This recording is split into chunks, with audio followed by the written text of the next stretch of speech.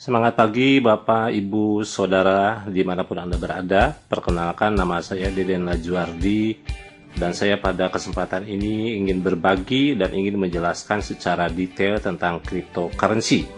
Sebuah bisnis di mana kita punya kesempatan untuk menggali barang berharga atau komoditi paling berharga di dunia digital saat ini.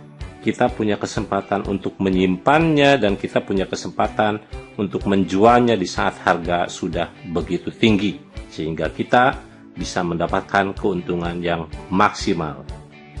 Perlu saya sampaikan bahwa cryptocurrency ini sekali lagi merupakan komoditi yang paling berharga di dalam dunia digital, dan saya ingin ambil contoh salah satu cryptocurrency yang paling populer di tahun 2009 itu adalah Bitcoin. Kalau Bapak dan Ibu baru mendengarnya, maka ini adalah kesempatan terbaik untuk Anda menyimaknya dengan lebih seksama. Di saat Bitcoin ini dirancang, konon oleh orang Jepang yang bernama Satoshi, banyak orang yang mencibir, banyak orang yang mencemooh, banyak orang yang mentertawakan. Tetapi tentu saja orang yang mencemooh itu, orang yang mentertawakan itu belum tentu lebih tahu daripada perancangnya. Umumnya orang pada waktu itu belum tahu fungsi cryptocurrency ini, sehingga harga cryptocurrency yang bernama Bitcoin pada awal penciptaannya harganya hanya Rp3.000 saja per Bitcoinnya. Tetapi apa yang terjadi 7 tahun kemudian? Tahun 2016, harga Bitcoin ini menyentuh Rp6 juta per Bitcoinnya. Ini adalah satu harga atau satu kenaikan harga yang sangat fantastis yang tidak pernah dialami oleh komoditi berharga apapun kecuali oleh cryptocurrency. Bapak, Ibu, dan Saudara sekalian, sebelum saya lebih jauh menjelaskan tentang cryptocurrency ini, saya ingin mengajak Bapak dan Ibu flashback ke belakang tentang alat tukar di dalam dunia bisnis. Kita tahu bahwa pada awalnya bisnis itu dilakukan melalui cara barter, karena waktu itu belum ditemukan alat tukar yang memadai. Zaman terus berubah, alat tukar pun mulai ditemukan, mulai dirancang yang lebih baik dan lebih baik lagi. Dan sampai hari ini, alat tukar yang sangat representatif adalah logam mulia emas. Tetapi ini pun tentu memiliki kekurangan tersendiri. Maka mulailah diciptakan uang kertas dan uang logam lainnya. Dan semestinya sebuah negara ketika mencetak uang kertas ini, maka harus menjadi representatif dari logam mulia yang dimiliki oleh negara tersebut. Tetapi pada kenyataannya tidaklah demikian. Coba Bapak dan Ibu lihat sekarang banyak negara yang begitu berkuasa bisa mencetak mata uang dengan secara sewenang-wenang sehingga menimbulkan inflasi. Zaman semakin berubah, zaman semakin berkembang, teknologi pun semakin baik. Dan dengan perkembangan teknologi khususnya internet, maka bisnis pun sudah lagi tidak mengenal ruang dan waktu. Bisnis pun sudah bisa dilakukan antar negara hanya dengan melalui internet. Anda duduk di depan laptop, koneksi internetnya tersambung, Anda sudah bisa melakukan bisnis dengan orang yang ada di negara manapun. Dan tentu saja perkembangan ini menuntut adanya alat bayar yang lebih canggih. Maka mulailah muncul apa yang disebut dengan digital money. Secara tidak sadar, kita pun sudah mulai masuk ke dalam dunia digital ini. Kalau dulu kita melakukan transaksi jual beli, tentu saja pembayaran yang kita lakukan adalah secara cash atau secara tunai, menggunakan uang kertas atau uang logam. Sekarang dengan adanya ATM, dengan adanya SMS banking, dengan adanya internet banking, maka kita tidak perlu lagi membayar secara cash pakai uang tunai. Kita cukup dengan mentransfer digital atau mentransfer angka saja. Nah, di dalam dunia internet pun hal itu dilakukan. Alat pembayaran yang semakin praktis dan murah juga cepat itu sangat dibutuhkan. Maka sekali lagi muncullah apa yang disebut dengan digital money. Digital money yang pernah terkenal 10-20 tahun ke belakang itu adalah apa yang disebut dengan e-gold dan muncul juga yang disebut dengan Liberty, dan konon digital money ini di backup dengan jumlah emas yang sama, tetapi pada prakteknya digital money ini pun punya masalah-masalah tersendiri. Kelemahan dari digital money ini tidak jauh beda dengan kelemahan uang kertas. Dia bisa dicetak atau bisa direkayasa, angkanya bisa dimunculkan itu secara sewenang-wenang. Melihat kelemahan tersebut, maka para ahli matematis khususnya mulai mengaplikasikan ilmu matematikanya untuk kepentingan bisnis, di mana di dalam satu ilmu matematik ada yang disebut dengan teknologi kriptografi, dan ternyata kriptografi ini bisa diaplikasikan untuk kepentingan mencetak digital money.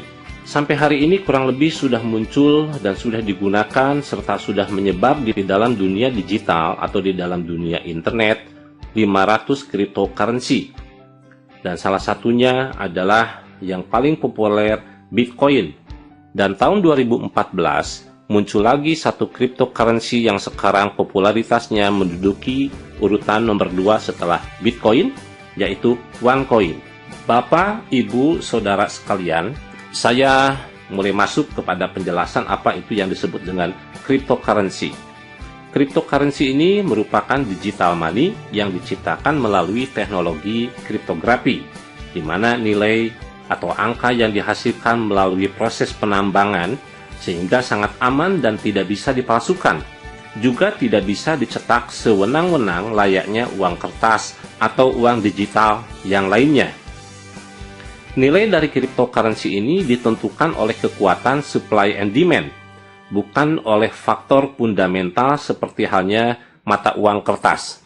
Yang saya masukkan fundamental di sini adalah mata uang suatu negara itu akan kuat atau lebih kuat dibandingkan dengan mata uang yang lainnya, tergantung dari kekuatan ekonominya, faktor politiknya, juga tingkat keamanan negara terkait. Semakin aman, semakin baik, semakin kuat pengaruhnya, maka mata uangnya akan semakin kuat dibandingkan dengan yang lain. Sedangkan cryptocurrency terlepas dari semua itu. Cryptocurrency nilainya akan semakin meningkat manakala penggunanya semakin meningkat. Fungsi cryptocurrency ini secara garis besar ada dua, tidak beda dengan mata uang yang lainnya.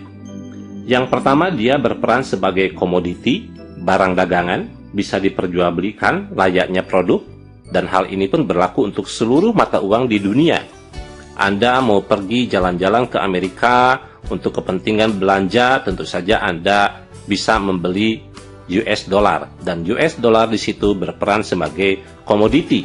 Fungsi yang kedua adalah sebagai alat tukar, di mana alat tukar ini bisa digunakan untuk pembelian produk-produk yang dilakukan secara online di internet. Bapak, Ibu, Saudara sekalian, OneCoin ini merupakan cryptocurrency yang berbeda dengan umumnya. Umumnya cryptocurrency dirancang oleh orang yang anonim, sedangkan OneCoin dirancang oleh orang yang jelas identitasnya, yaitu Dr. Ruja Ignatova, seorang wanita karir kelahiran Bulgaria.